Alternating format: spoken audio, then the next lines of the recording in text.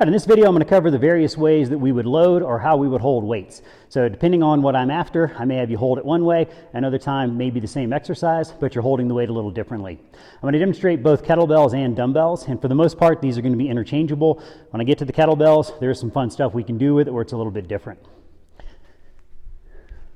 So we're going to have bilateral low position, bilateral, and I'll reference this either as shoulder height or the catch position. So catch simply references if you're doing something like an Olympic lift, that's the position you're in when you catch the bar or the dumbbell or the kettlebell. So bilateral shoulder height or catch, and then bilateral overhead. All of those can be unilateral, so unilateral low position, unilateral at shoulder height or the catch, and then unilateral overhead. Going to our kettlebells, we're going to have bilateral low. Now when we go into the shoulder height or the catch, the way you hold this is going to matter. So we're going to bring the hands in close to the chin and then flare the elbows out. And what you're doing is resting that kettlebell on your shoulder and your forearm instead of just on the forearm.